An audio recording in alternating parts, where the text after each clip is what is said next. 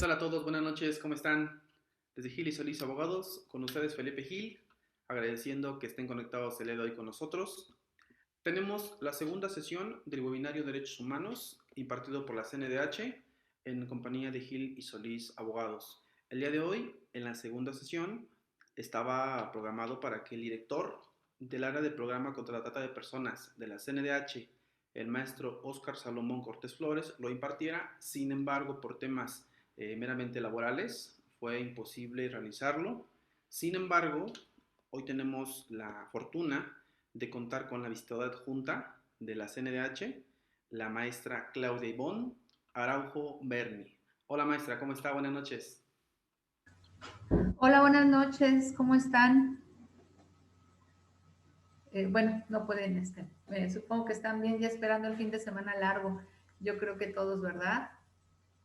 Pues aquí, pues esperando que esta charla breve sea de su agrado, sea muy productiva y pues estamos aquí para, pues atender todo lo que las dudas que tengan respecto a este tema que es de gran importancia, no nada más en nuestro país, sino a nivel mundial. Perfecto, maestra. Pues bienvenidos sean todos. El día de hoy, como lo dije al inicio, es la continuación del tema de derechos humanos. Sin embargo, hoy tenemos el tema en específico de la trata de personas en México. ¿Cuál es la situación que tenemos en nuestro país? Para eso, la maestra Claudia nos va a dar la ponencia y me permitiré leer su semblanza curricular. La maestra es licenciada en Derecho por la Universidad de Desarrollo Empresarial y Pedagógico de la Ciudad de México. Fue ejecutiva de cuenta de Grupo AUSA SADCV. Fue asesora de la legislatura de la Comisión de Vigilancia de la Auditoría Superior de la Federación. También es docente de la Universidad de Chapultepec.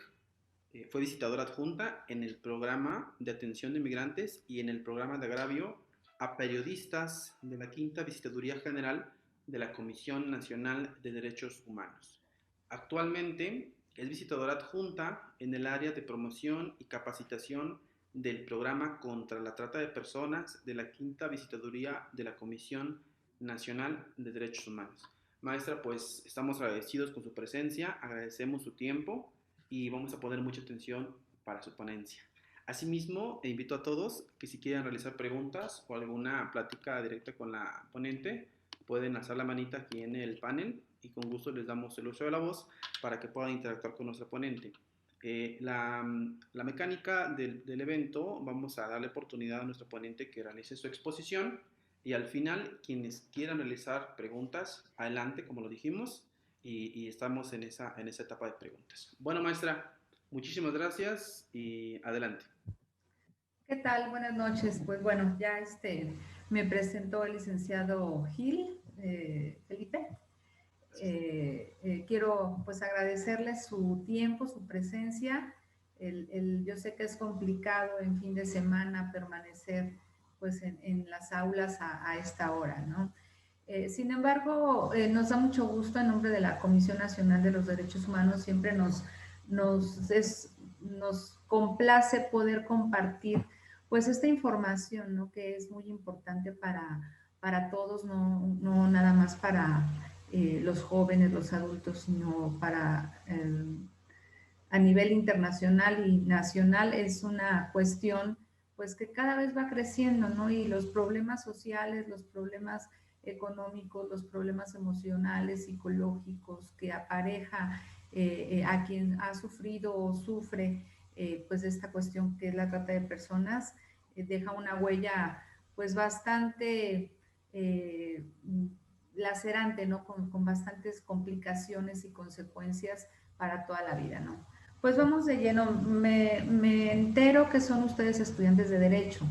Entonces, pues esto pues les va a servir mucho pues hablar de un poco del marco jurídico, de ciertos antecedentes y pues de lo que es la trata de personas, ¿no? Pues la trata de personas no es una actividad que sea nueva, ¿no? La trata de personas es una actividad ilícita que ha ido evolucionando a lo largo de la historia, ¿no? tiene su antecedente más antiguo, lo tiene en la esclavitud, ¿sí? Cuando había trata de personas de color, ¿no? Aquí la cuestión es que era lícita, ¿no? El tener sus esclavos en los cuales se podía disponer de ellos en todos los ámbitos. Quien era dueño de un esclavo, pues era considerado como herramienta de trabajo, como animal que no gozaba de ningún derecho y de ninguna otra prerrogativa, ¿no? Simplemente para ser esclavo tenías que pertenecer a con ciertas características físicas y provenir de un lugar específico básicamente, ¿no? Las personas que eran de color eran quienes eran esclavas y las personas que eran blancas, caucásicas, eran quienes gozaban de este privilegio de tener personas a su servicio completamente. Posteriormente, pues a lo largo de la historia también pues surgieron en todo el mundo, más o menos en algunos hace más tiempo que en otros, pero fueron surgiendo algunos movimientos civiles y guerras que fueron dando origen a estos pensadores y pues concluyó con la abolición de la esclavitud, ¿no? Y surgió entonces este fenómeno a finales del siglo XIX, principios del siglo XX, surgió el término de trata de blancas, ¿no? Pero ¿por qué se dio este fenómeno en esas épocas, en estas regiones de Europa, ¿no? Porque mujeres precisamente blancas, repito, volvemos a las características físicas, desaparecían, empezaron a desaparecer de sus hogares, empezaron a desaparecer de sus países. ¿Y qué pasó? Sí, que los europeos comenzaron a preocuparse que sus mujeres estaban desapareciendo y crearon esta figura jurídica, este término que fue trata de blancas, para brindar la protección a estas mujeres que pertenecían a esta región, que eran limitadas, ¿no? Que era una concentración de personas que solamente recibían la protección de la ley. Pero ¿qué sucedía con las demás personas?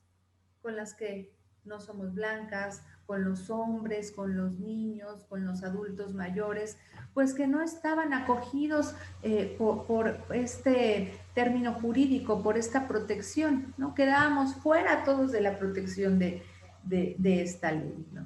Y pues en el siglo XX pues empezaron a surgir pues algunas otras legislaturas, empezaron a surgir algunos convenios, empezaron a firmarse tratados, ¿no? Porque no, empezaron a darse cuenta que este fenómeno no solo sucedía con las mujeres blancas, ¿no? Estas mujeres que eran extraídas de sus países para ser llevadas a otros países en los que todavía se practica la poligamia y eran usadas como esclavas sexuales o como concubinas en países árabes o en países algunos orientales. Sucede entonces que a través de estos tratados y de estos convenios surge el término de trata de personas, ¿no? Y esto ya incluye dentro del marco jurídico internacional a la protección de todas las personas independientemente de su edad y de su sexo. ¿Por qué? Porque se dieron cuenta que todas podían ser explotadas y no nada más de forma sexual, sino de otras modalidades que vamos a ir desarrollando rápidamente a lo largo de este breve espacio, ¿sí? Aquí, de manera muy rápida y gráfica, podemos observar cómo ha ido evolucionando en la materia a través de ciertos instrumentos internacionales con acuerdos, convenios en los cuales primero se encuentra la trata de blancas, después ya incluye trata de mujeres y menores, ¿no? Ya no nada más de mujeres blancas, sino de mujeres que cubrían más ampliamente, ¿no? De mujeres mayores de edad, ¿no?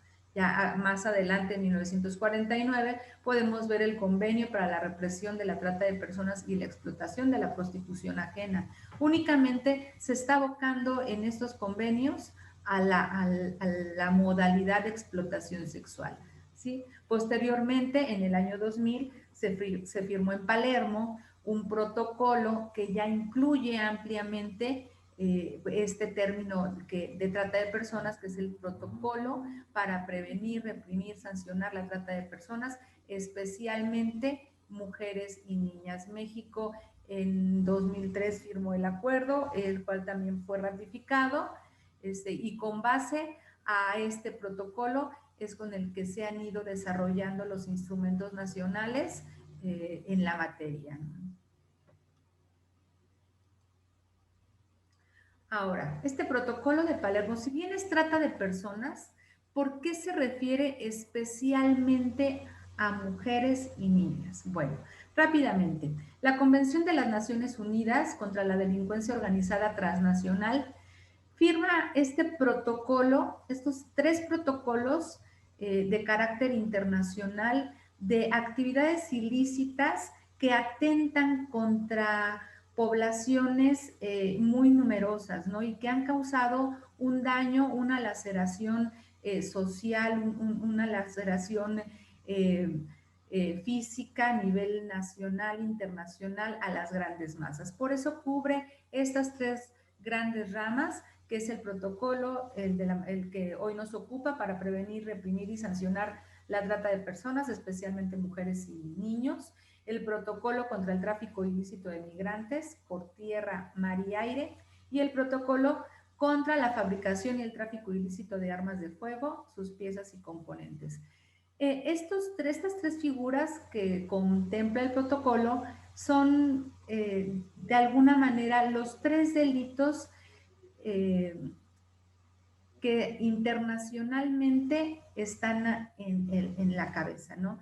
El protocolo para prevenir y sancionar la trata de personas es el delito, el tercer negocio ilícito que deja mayores ganancias a esta delincuencia.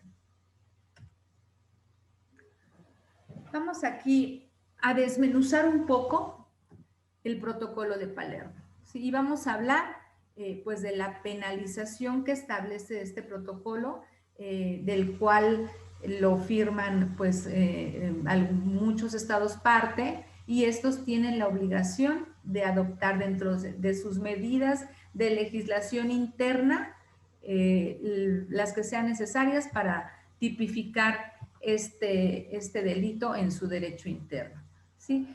Y lleva dos elementos. Por un lado es la protección de las víctimas cuando proceda y a la medida de que lo permita su derecho interno, cada estado parte protegerá la privacidad e identidad de las víctimas. Y pues también cada estado parte va a considerar la posibilidad de aplicar medidas destinadas a prever la recuperación física, psicológica y social de las víctimas.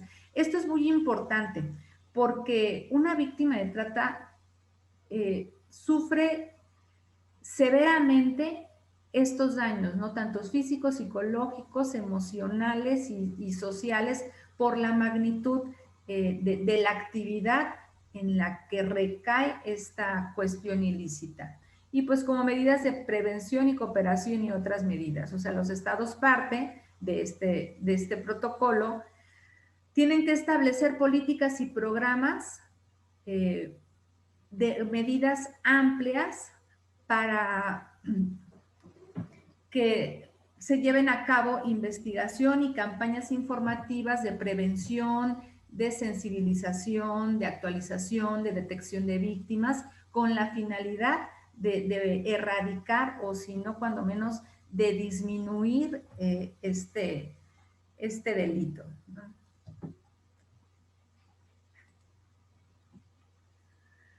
¿Cuál es la definición internacional? O sea, nosotros vamos a manejar, y es con la que México se rige actualmente, que es la del Protocolo de Palermo. El Protocolo de Palermo establece 3 elementos dentro del concepto de este delito, que son las conductas o las acciones, los medios que son a través de los que este tratante va a obtener víctimas, y la finalidad del delito. Bueno, ¿cuál es la conducta? De acuerdo al protocolo de Palermo, es la captación, el transporte, el traslado, la acogida o la recepción de una o varias personas, haciéndose valer de estos medios, ¿no? Se puede recurrir a la amenaza, al uso de la fuerza, a otras formas de coacción, al rapto, al fraude, al engaño, o al aprovecharse de alguna situación de vulnerabilidad, a la coacción o recepción de pagos, ¿no? Son estrategias que el tratante utiliza para adquirir el consentimiento de una persona, ¿sí? Y llevarla a estos mercados de la explotación. La finalidad de la trata de personas es la explotación, ¿sí? La explotación que puede ser desde la prostitución ajena, otras formas de explotación sexual como lo sería la pornografía, que la pornografía es exhibir videos o fotografías de carácter sexual, ¿no? Los trabajos o servicios forzados, la esclavitud o prácticas análogas a la misma, la servidumbre o la extracción de órganos, ¿no? Es la conducta, medios y fines, ¿no? La trata de niñas, niños y adolescentes. Cuando acabamos de hablar en la lámina anterior, que de acuerdo al protocolo de Palermo hay 3 elementos que son las acciones, los medios y los fines. Sin embargo, cuando la víctima es una niña, niño o un adolescente, no es necesario que se acrediten o que esta persona, el tratante o el explotador, haya recurrido a los medios, ¿no? Únicamente se va de la captación a la finalidad. O sea, quien capta a una persona siendo menor de 18 años con la finalidad de explotarla, está cometiendo el delito de trata de personas. Esto es de acuerdo al protocolo de Palermo, estamos hablando del marco jurídico internacional. La trata de personas y el consentimiento. El consentimiento, ¿qué es? Es cuando una persona, por su propia voluntad, permite algo, ¿no? O sea, consentimos, permitimos realizar alguna acción o permitimos que se realice alguna acción, ¿no? Esta puede ser en nuestra persona o en nuestros bienes, ¿no? Cuando permitimos ingresar a nuestro domicilio a una persona, permitimos que tomen nuestras pertenencias personales, ¿no? Por alguna situación. Sin embargo, ¿sí? Cuando este consentimiento está viciado por los elementos que vimos hace un momento, por el engaño, por el abuso, por la amenaza, este consentimiento no es válido, ¿sí? Cuando una persona lo otorga, y está pues siendo viciado por estos medios, ¿no? La trata de personas se puede confundir muchas veces con el delito de tráfico de personas. El tráfico y trata tienen algunas cuestiones similares, pero tienen diferencias enormes, ¿no? Que son los que nos van a permitir diferenciar cuando estamos hablando de trata de personas y cuando estamos hablando de tráfico de personas, ¿no? La trata de personas es, de acuerdo al protocolo de Palermo, es aquella persona que capta, engancha, lo que ya mencionamos hace un momento, con la finalidad de explotación. Y el tráfico ilícito de migrantes es aquella persona que facilita el cruce de fronteras sin cumplir con requisitos legales administrativos. Y la finalidad, ¿sí?, es obtener, quien trafica a esas personas, es obtener de manera directa o indirecta un beneficio que en su mayoría de las veces es económica, pero puede ser cualquier otro beneficio siempre y cuando pues sea de orden material, ¿no? En la trata de personas, generalmente la víctima es captada por el tratante. Acuérdense que incluso en la definición vimos que es aquel que capta, engancha, ¿no? Y en el tráfico ilícito de personas, la persona migrante es quien contacta al traficante, o pollero, o coyote, ¿no? Lo contacta con la intención de que lo ayude a cruzar las fronteras sin acreditar pues todos los protocolos administrativos obligatorios por ese estado, ¿no? En la trata de personas, si existe el consentimiento, lo mencionamos hace unos momentos, este suele estar viciado a través de los medios comisivos, que son el engaño o todos los que ya mencionamos también. ¿Sí? En el tráfico ilícito de personas, el migrante es quien consiente el cruce, es más, es quien solicita el cruce, no es quien tiene el deseo de trasladarse de una frontera a otra, ¿no? La trata de personas puede ser internacional, pero puede ser interna también. Y en el tráfico ilícito de migrantes siempre implica un cruce de fronteras internacional. En la trata de personas a veces hay cruce de fronteras, puede darse cumpliendo los requisitos administrativos, o sea, la persona víctima de trata no tiene que entrar al país de manera irregular, por decirlo de alguna manera, al estado de receptor. Y en el tráfico ilícito de migrantes, el cruce de las fronteras siempre se da sin haber cumplido con estos requisitos administrativos necesarios para entrar legalmente al país receptor. En nuestro país no es un delito. ¿Sí? Los migrantes que se encuentran en México sin acreditar la estancia administrativa legal simplemente son detectados, cuando son detectados por el Instituto Nacional de Migración, que es la autoridad competente para realizar estos trámites de repatriación, inicia su procedimiento administrativo y concluye con la repatriación de la persona migrante a su país de origen, ¿no? En Estados Unidos, como todos lo sabemos, es un delito y las consecuencias son distintas, ¿no? Si tiene alguna penalización como pues la retención privativa de libertad, ¿no? En la trata de personas atenta contra la víctima, o sea, el tratante directamente es en contra de la víctima la que se está realizando esta acción, ¿no? El sujeto pasivo del delito, pues es la víctima de trata de personas, ¿no? Y en el tráfico ilícito de migrantes, la víctima es el Estado, ¿sí? Porque el pollero o el traficante está atentando en contra de esta actividad administrativa que tendría que realizar cualquier persona extranjera para permanecer o transitar por nuestro país. Entonces son diferencias muy significativas que nos pueden ayudar a identificar cuando estamos frente a un delito de trata de personas o frente a un delito de tráfico de migrantes, con todo ello. El tráfico de migrantes siempre es un delito federal, la trata de personas tiene competencia federal, pero también tiene competencia del fuero común. ¿Cuándo son federales o cuándo es de competencia federal y cuándo es del fuero común? Cuando las víctimas son extranjeras, por ejemplo, es de competencia federal. Cuando son mexicanas pero explotadas en el extranjero, también es de competencia federal, ¿no? Cuando son captadas por la delincuencia organizada, también es de competencia federal, ¿no? Pero cuando son mexicanas y no son captadas por delincuencia organizada, es de competencia del fuero común. Sin embargo, más adelante vamos a revisar la legislación que compete y en qué ámbito federal, local y municipal, ¿no?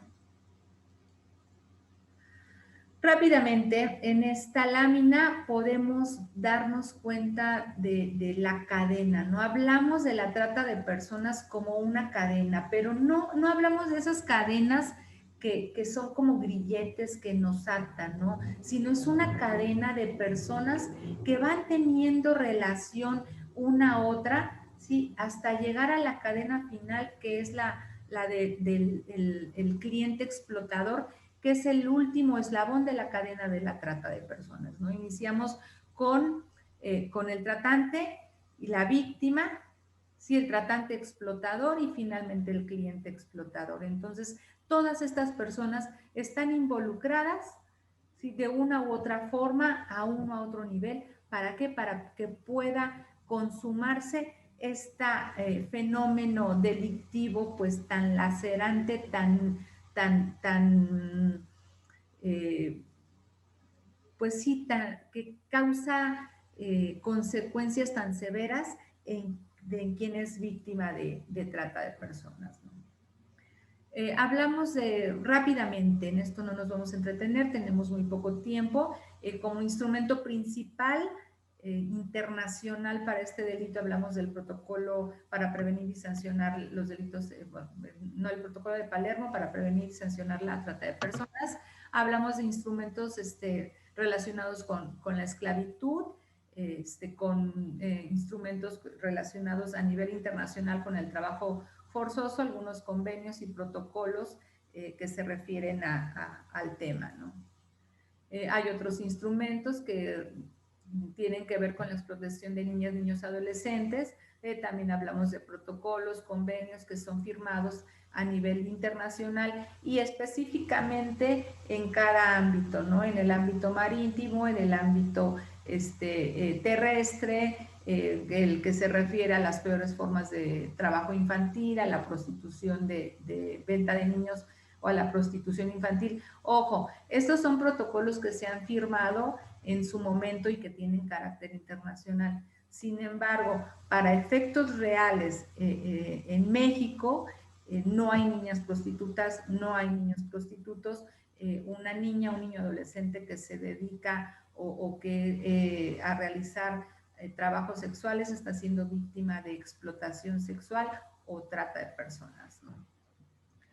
Hablamos también de instrumentos relativos a la protección de víctimas, después de algunos delitos, son declaraciones, principios, pues que están firmados de manera internacional y que todos los estados, parte de estos convenios y estos protocolos, tienen que acatar y llevar a cabo sus legislaciones internas de acuerdo a la línea que estos marcan, ¿no? Pues hablamos aquí pues de otros instrumentos internacionales, la Convención sobre la Eliminación de todas formas de discriminación contra la mujer.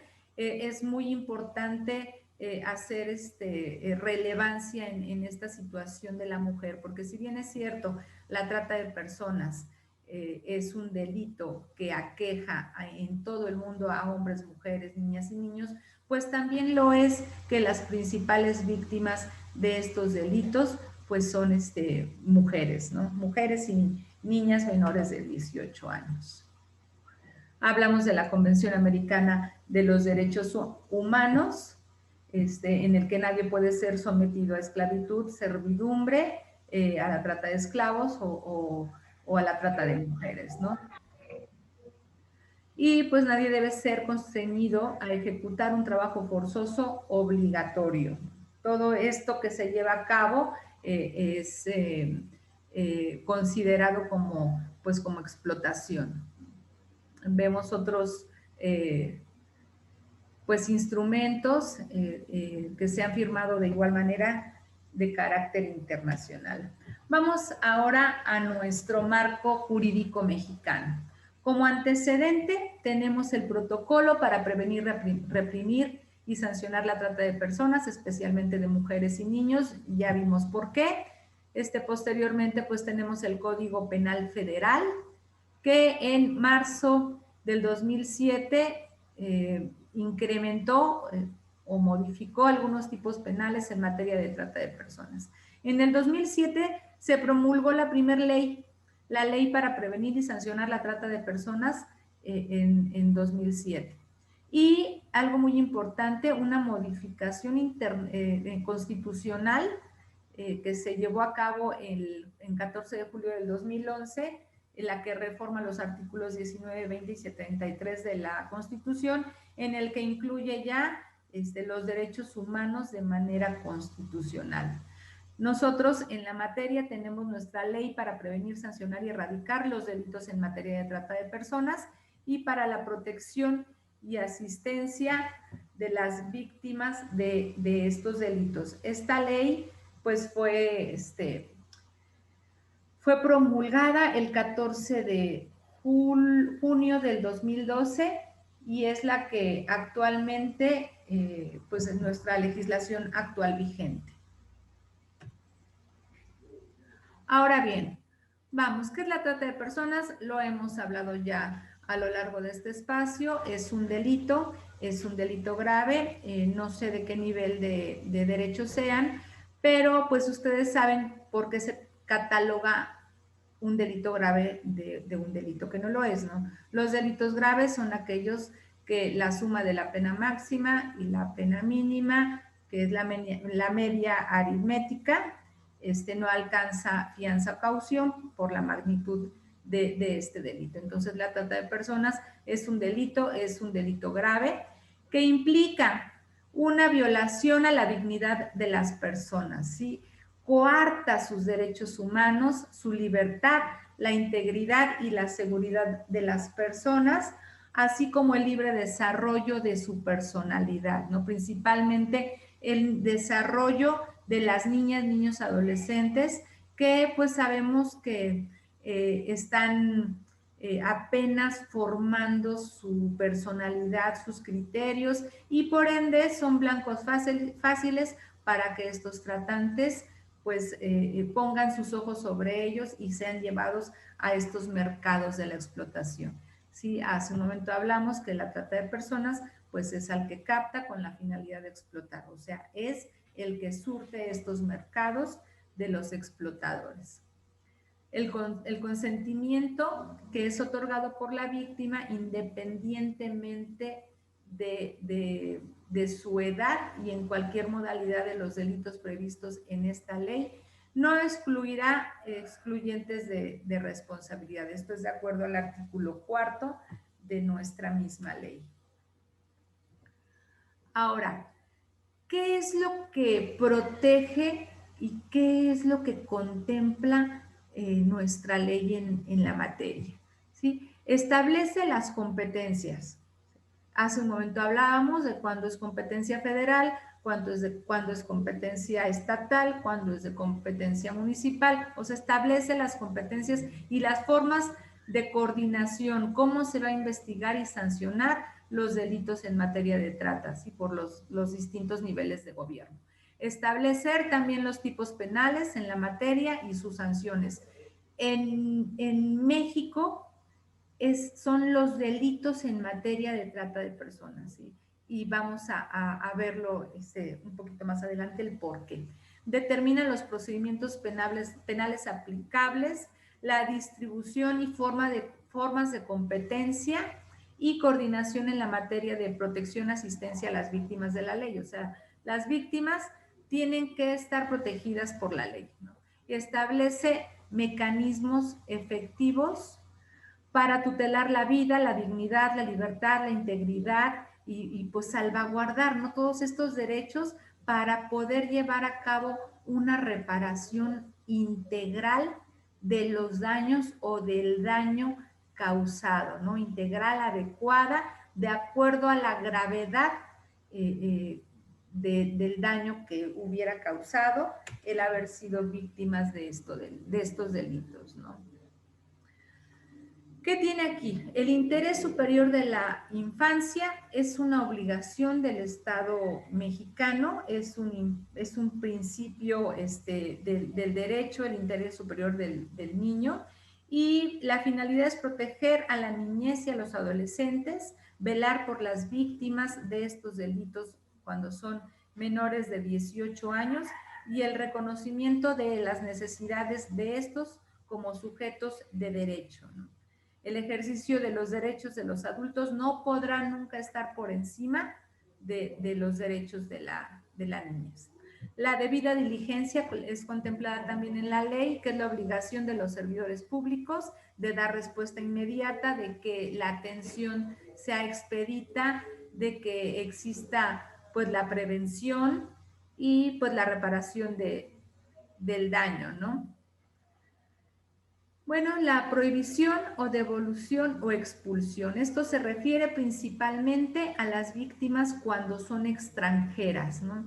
Y es protección para ellas, porque si son extranjeras y no pueden acreditar su estancia legal en el país, lo que procedería de acuerdo a la ley de migración es iniciarles un procedimiento administrativo para ser repatriados a sus países de origen. Sin embargo, si corre en peligro su vida, su libertad, su seguridad, la de ellos o la de sus familias, las víctimas no podrán ser repatriadas a sus países de origen bajo ninguna circunstancia.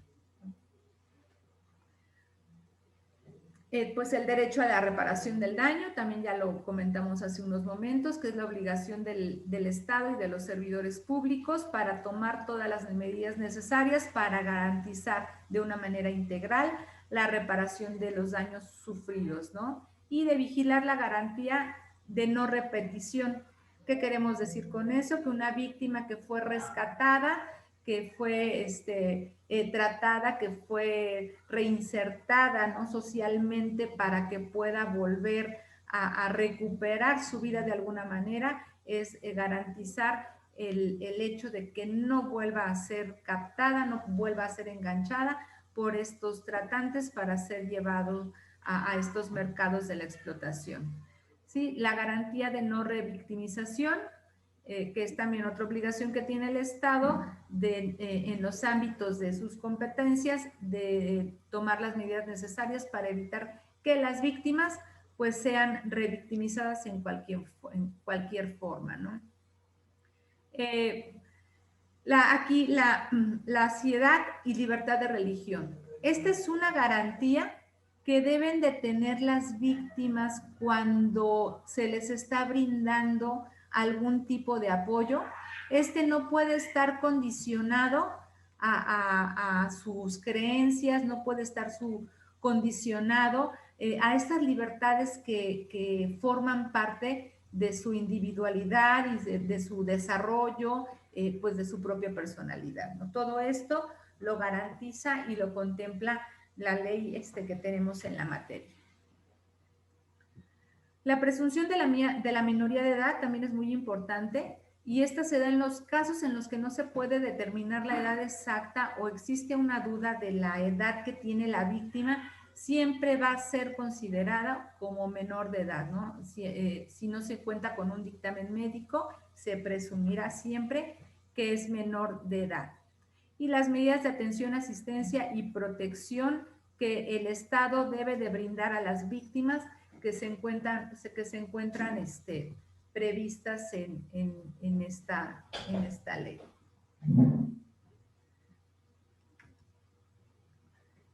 Ahora, vamos al concepto de trata de personas, y viene contenido en el artículo 10. Y van a notar la diferencia entre el protocolo de Palermo y nuestra ley general. La ley dice que es toda acción u omisión dolosa de una o varias personas para captar, enganchar, transportar, transferir, retener, entregar o recibir o alojar a una o varias personas con fines de explotación. Sí, aquí va la penalidad, que es de 5 a 15 años de prisión y de 1,000 a 20,000 días de multa. Ahí quiero hacer un comentario. Hasta ahí es la trata de personas. Es al quien capte con intención de explotar, es considerado y sancionado como un tratante, sin perjuicio de las sanciones que correspondan por cada uno de los delitos cometidos en nuestra ley. Nosotros tenemos delitos en materia de trata de personas. No es un solo delito, ¿sí? La trata hasta aquí es cuando se engancha con la finalidad de explotar, aunque no se lleve la explotación a cabo. Si se lleva a cabo la explotación, si se concluye con la explotación en alguna de las modalidades que en la misma ley marca, se le suman las penalidades por cada uno de los delitos. ¿Qué quiero decir con eso? Que tienen sanciones si es víctima de explotación sexual.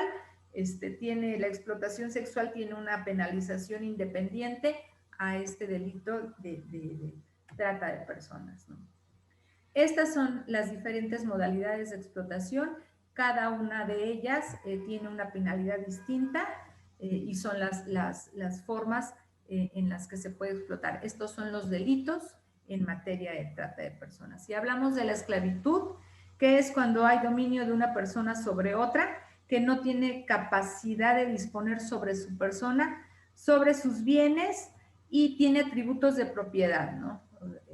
De alguien más, ¿no? La condición de siervo, esta se da por deudas o por gleba, aunque no lo creamos en la actualidad, todavía existe esta calidad de siervo por gleba, que cuando es por deudas es cuando el deudor se compromete a prestar servicios personales a cambio de una deuda, ¿no? Y la gleba es cuando la persona que es víctima no puede dejar su lugar de residencia, ¿no? De vivir o trabajar, y este lugar le pertenece a otra persona, ¿no?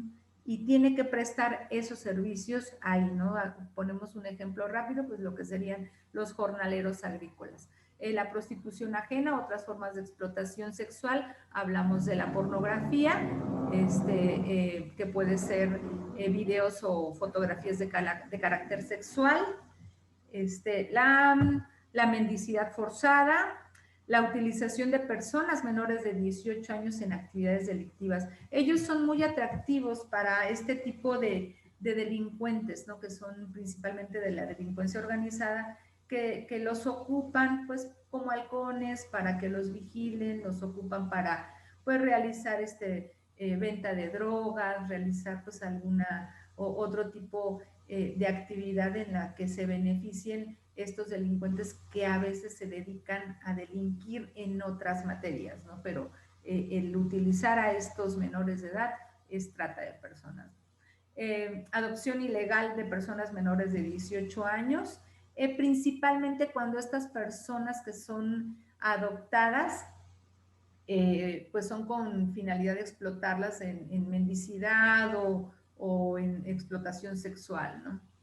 El matrimonio forzoso servil, de esto pues hablamos principalmente en las comunidades o en las zonas aledañas a las grandes ciudades, en las que todavía se acostumbra a dar las hijas en matrimonio, ¿no? A cambio de un cartón de cervezas, y ellos se respaldan en sus usos y costumbres, que no son usos y costumbres, son abusos de las usos y costumbres, y pues son un delito, ¿no?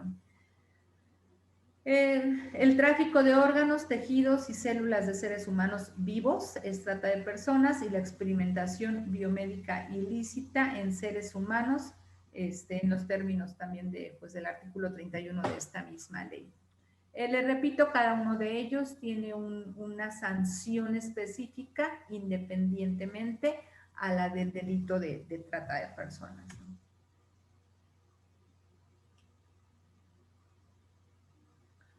En esta gráfica vamos a encontrar el por qué, si bien es cierto que es la trata de personas, pero las leyes se abocan a la protección de mujeres y niños, ¿no? Menores de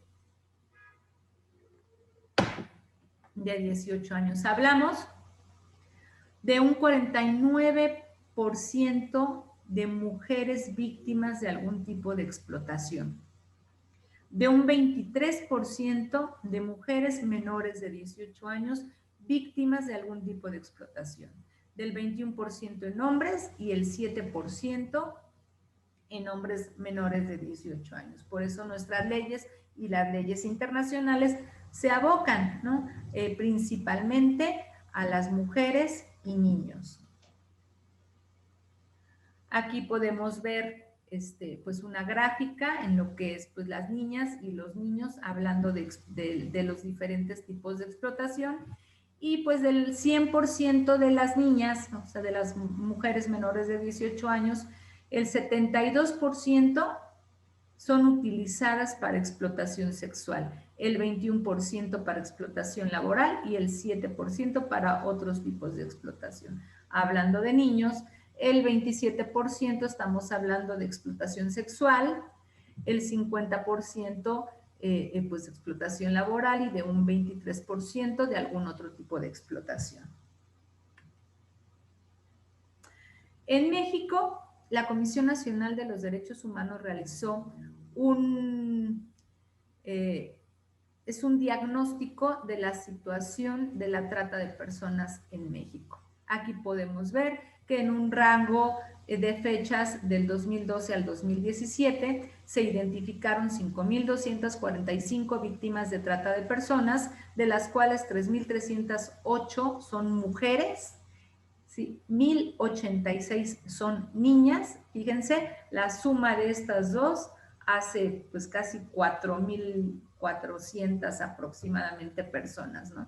Y 492 víctimas fueron hombres y 289 fueron hombres menores de 18 años, ¿no? O sea, si se dan cuenta de la diferencia, ¿no? En cantidades, ¿no? ¿Quiénes son más propensas a ser víctimas de explotación?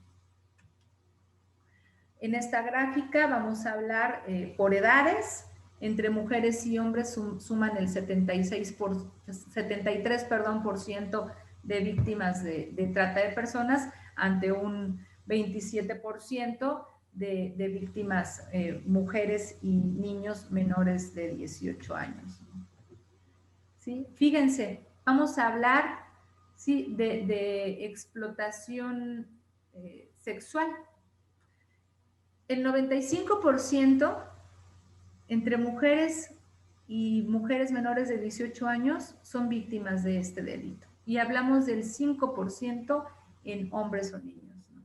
No quiere decir, yo también se los digo a veces cuando platico con jóvenes pues de secundaria o de preparatoria, que también los hombres a menor cantidad, pero también son usados por estos delincuentes para la explotación sexual.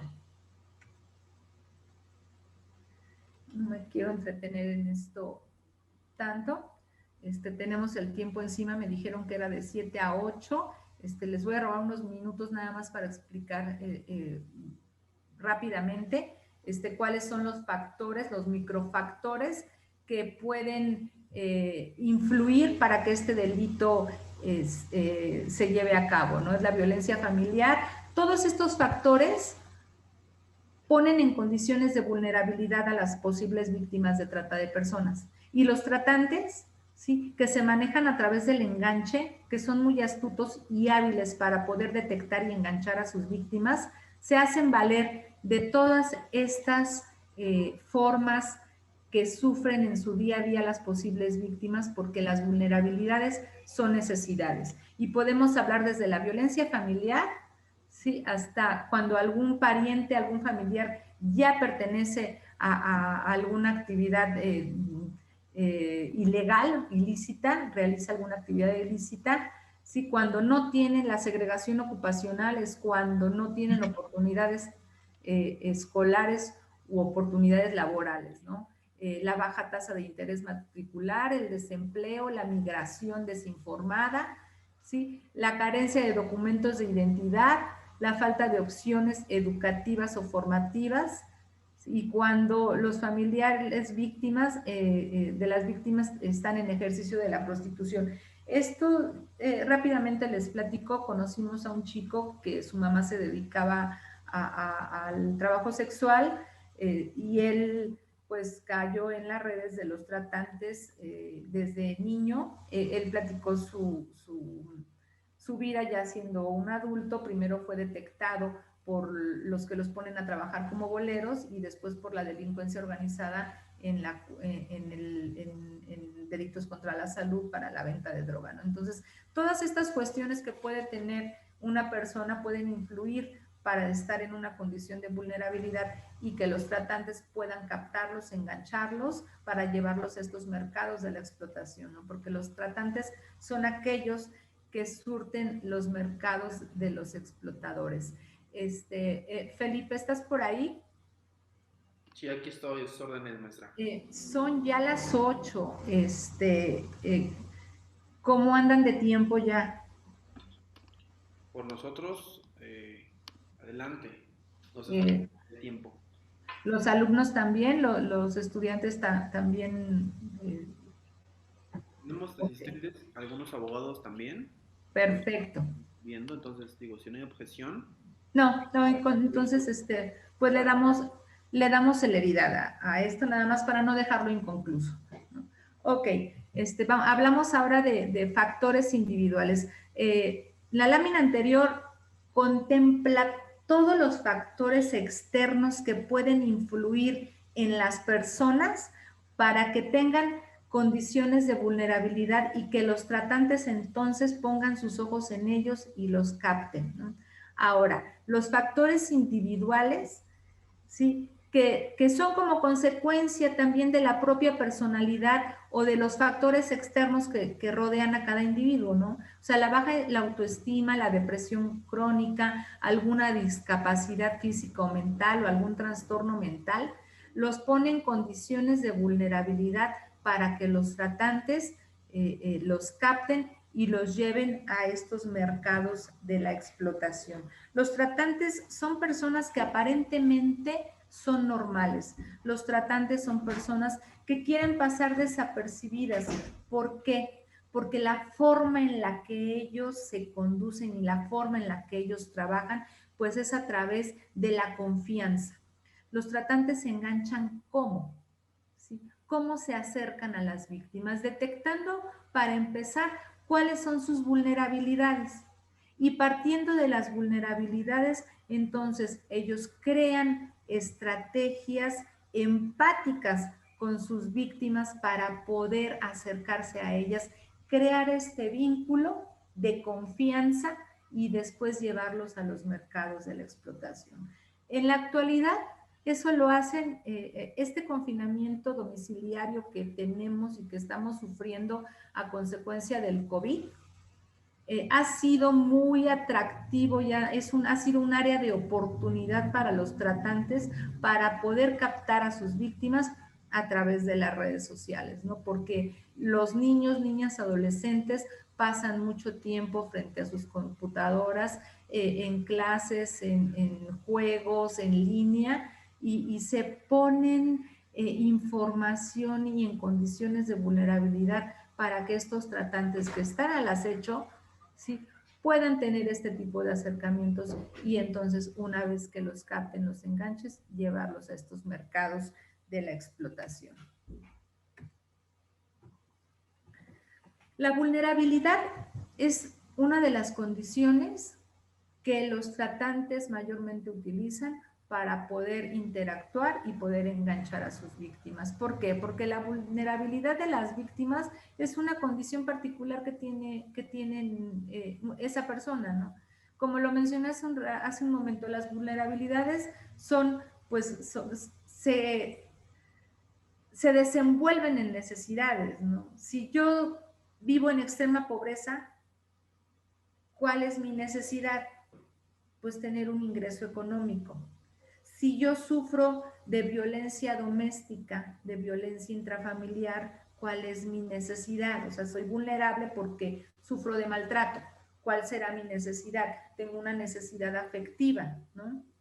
Si yo soy adicta a consumir alguna sustancia, ¿cuál es? Esa es mi vulnerabilidad, pero ¿cuál es mi necesidad? Conseguir lo que necesito. Por eso la vulnerabilidad es una de las condiciones que los tratantes utilizan para poder acercarse a sus víctimas y engancharlas, ¿no? Entonces, aquí se van al origen, a la edad, al sexo, a sus condiciones socioeconómicas, lo mencioné hace un momento, cuando son precarias, ¿no? Cuando hay maltrato, cuando son indígenas, ¿no? También tienen una condición de vulnerabilidad. Las personas que son adultas mayores, pues también tienen esa vulnerabilidad. Una persona que es adulto mayor no es contratada ya para realizar alguna actividad laboral, no tiene, y tienen necesidades alimentarias, tienen necesidades económicas, ¿no? Entonces, eso lo hace que los tratantes pongan sus ojos en ellos, ¿no? O sea, toda la vulnerabilidad que trae aparejada su necesidad y los tratantes son tan hábiles que pueden detectarla. Ok, nosotros como el programa contra la trata de personas tenemos dos áreas, una que es la de integración de expedientes de queja y otra que es en la que yo estoy, que es el área de promoción, divulgación y atención informativa, ¿no? Para prevenir y sensibilizar a todos los niveles de gobierno y a todos los sectores y público en general. ¿Sí? Estamos a sus órdenes, estamos al servicio las 24 horas del día. Si necesitan alguna orientación, alguna queja, que quieran presentar o saben de alguna situación o de alguien que puede estar sufriendo, viviendo este tipo de actividad, pues con todo gusto estamos a sus órdenes. Ahora bien, podemos pasar a la sesión de preguntas. Si alguien tiene alguna duda, algo que comentar, pues estoy aquí a sus órdenes. Maestra, muchísimas gracias. Realmente es un tema que día con día ocurre en nuestro país y en el mundo, pero creo que muchas personas eh, dan por hecho ese tipo de conductas como algo permisible porque al menos el auditorio, ¿no? Tenemos un auditorio pequeño comparado con otros webinarios de temas diversos. Quizá, digo, las invitaciones fueron diversas y creo que esto nos da una respuesta de que no hacemos tanto caso a algo que estamos viendo, ¿no? Que creo que día con día somos quizás testigos de algún tipo de trata de alguna persona que es sancionable, sin embargo no nos queremos dar cuenta y realmente es algo muy, pues muy negativo, ¿no? Para la sociedad. Y algo que me llamó la atención fue el tema del marco jurídico mexicano que usted nos hizo mención. Tenemos por ahí el tema de la reforma al artículo 19 de la Constitución, que precisamente habla sobre la prisión preventiva oficiosa de quien comete una conducta de este tipo de delitos, que para eso señala la ley específica, la ley nacional para erradicar y sancionar este tipo de conductas. Entonces, digo, el Estado mexicano creo que ha hecho bastante en ese sentido y se aplaude, ¿no? Porque desde el área jurídica de la oficina hemos visto temas que deben ser conducidos conforme a la norma y que en ocasiones pues no se da. Pero afortunadamente con esta reforma ha habido esas sanciones, al menos de previsión preventiva, para esos señalados o probables responsables de estos delitos. Ante ello, maestra, tengo una duda. Quisiera saber en relación a lo que usted nos comentaba. Hablábamos de un ejemplo que nos puso en pantalla, el tema de trata y la explotación de personas. Hizo usted un ejercicio circular en el que poníamos por un lado a la víctima, por otro lado al tratante, al otro extremo el tratante explotador y hasta arriba el cliente explotador. Mi duda va en relación a qué tipo de sanciones podría ser acreedor el cliente explotador en ese tipo de conductas.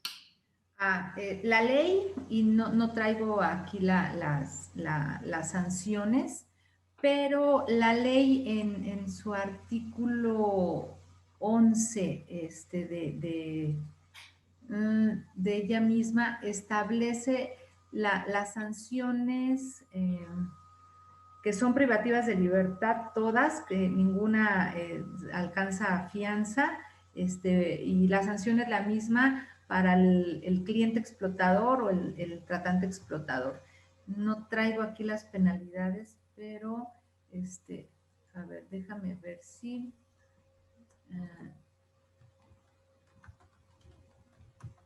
Ok, si alguien más quiere hacer alguna pregunta, adelante, con toda confianza lo pueden realizar. Es que si me iba a la cuestión de las...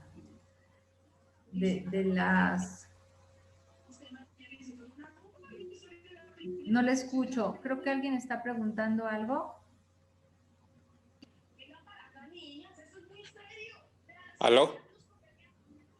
Sí, adelante, Antonio Arias. ¿Tienes uso de la voz? Sí, mi nombre es Antonio Arias, soy del Grupo Aleg Express, les saludo desde Quito, Ecuador, felicitándoles muchísimo por el aprendizaje que nos dan día a día y estamos conectados. Doctora, una pregunta.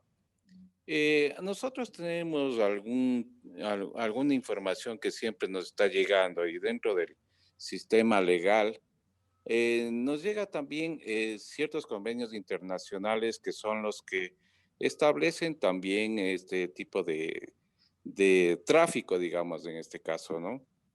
Hay una organización que se la pronuncia aquí en uno de los libros de literatura jurídica que habla de la organización de los cuellos verdes.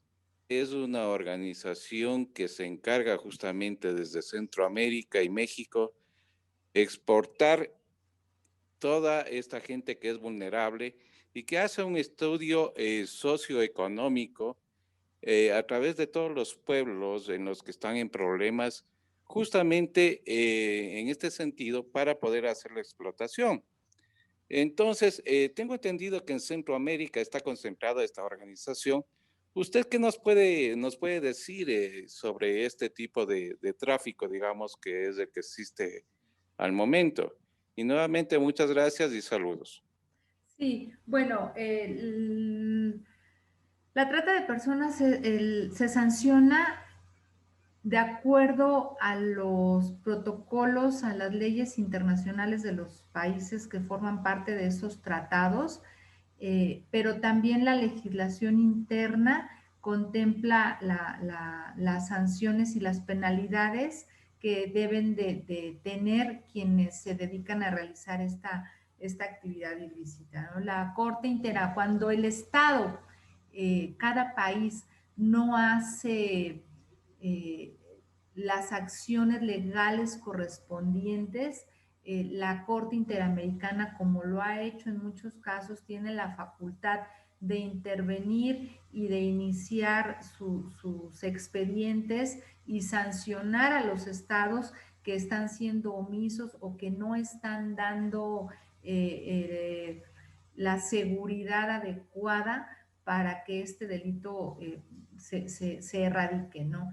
Sí hay tribunales internacionales, hay tribunales en el continente americano que pueden llevar a sancionarlos a ellos cuando no sancionan ellos a los que están cometiendo este ilícito. La trata de personas es un delito que es sancionado a nivel internacional y pues cada estado debe de realizar lo propio. Es muy difícil a veces detectarlo, ¿no? Porque como las personas otorgan un consentimiento, como fue mencionado a lo largo de este espacio, a veces es complicado comprobar o darse cuenta que las personas están siendo víctimas, ¿no? Por ponerles un ejemplo, ¿no? Pequeño, en una ocasión llegué a Mexicali, había un gran movimiento de personas y pues yo me acerqué a preguntar qué había pasado y pues resulta que había una chiquilla de 14 años, una jovencita de 14 años, a la hora de pasar por la banda, sonó su mochila, la regresa a la autoridad para que sacara y pusiera en la charola lo que había sonado al pasar por el arco, y eran las llaves, pasa ella, cuando va a recoger sus cosas le pregunta, ¿y tú con quién vienes? ¿No? Las personas con las que iba, pues ya se habían ido, ¿no? O sea, fue circunstancial, la recuperación de esta chica fue circunstancial, ¿sí? Porque van por su voluntad, nadie obligó a esta jovencita a subirse al avión, sin embargo, las autoridades están obligadas a tener protocolos para que una persona que es menor de edad no pueda subir a un avión con una persona que no pueda acreditar el parentesco o la autorización de sus padres para poder volar, ¿no? Entonces, como las víctimas de trata se dejan convencer por ofertas atractivas, engañosas de trabajo, por enamoramiento, por muchas cosas, es complicado a veces detectar a las víctimas cuando están viajando que no se saben víctimas o que no se asumen como tal. Sí, entonces la labor que debe tener cada estado pues es titánica porque tienen que tener la capacidad de detectar a las posibles víctimas de este delito, ¿no? Por eso es la prevención, ¿no? La prevención es a lo que se le apuesta para poder disminuir, si no erradicar, cuando menos disminuir este delito.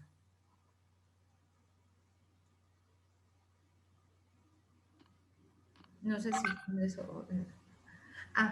tengo ya las penalidades, la pena es de 10 a 15 años, sí, más de 30,000, de 1,000 a 30,000 días de multa al explotador sexual, independientemente si sea el que la cuida, el que la lleva, el cliente explotador, o sea, la penalidad es de 10 a 15 años. si respondo a tu pregunta, Felipe. Ok, pues muchísimas gracias. Nos quedó bastante claro. Al licenciado Antonio Arias, agradecemos su participación y pues agradecemos a todos también por estar unos minutos con nosotros. Desde Gil y Solís Abogados mandamos un afectuoso saludo e invitamos de que nos sigan en nuestras redes sociales. Estamos generando webinarios de carácter legal sin costo alguno. Hoy no fue la excepción, contamos con un excelente ponente. Mandamos un saludo al director del área de trata de personas, el maestro Salomón Cortés. Desafortunadamente, como lo dijimos al principio, no puede estar, pero estuvo una gran ponente que agradecemos bastante y yo creo que vamos a estarla molestando constantemente para venideros eventos de este tipo.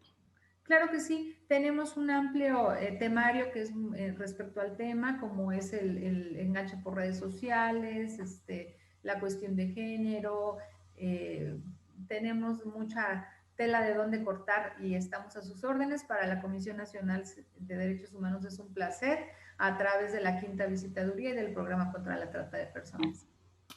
Pues cuídense mucho, muchas gracias. Dejamos una liga en el chat de este Zoom para efecto de que quienes quieran unir a través de este grupo, hacemos llegar las invitaciones correspondientes y los invito, tenemos este próximo martes 3 de noviembre el inicio de una segunda jornada de webinarios legales en materia penal que es también muy relevante y que consideramos importante compartir con todos ustedes. Una vez más, doy un agradecimiento, cuídense mucho y estamos en contacto. Maestra, muchísimas gracias y también cuídense mucho. Sí, por nada, en la lámina están los teléfonos de la comisión. Ay, en la última lámina que está aquí a la vista, están los teléfonos de la Comisión Nacional de los Derechos Humanos, del Consejo Ciudadano de la Ciudad de México. Sin embargo, tiene una línea nacional para la trata de personas, el 01800, el correo electrónico del programa, y a través de la aplicación móvil Android tenemos también de CNDH Atiende. A mí, qué novedad esta aplicación. En lo personal la voy a bajar y bueno, vamos a estar atentos a todas las indicaciones que desde la CNDH se nos dé como ciudadanos. Ok, muchas gracias, buenas noches, que tengan excelente fin de semana. Igualmente, buenas noches, cuídense mucho. Igual, hasta luego. Muy agradecido y excelente exponente. Muchas gracias. Gracias a ustedes, que tengan buena noche. Buenas noches, gracias por su conferencia, muy amable. Estuvo bien. Muchas gracias, qué bueno que les agradó. Hasta luego. Hasta luego. Gracias y buenas noches. Buenas noches. Gracias, buenas noches.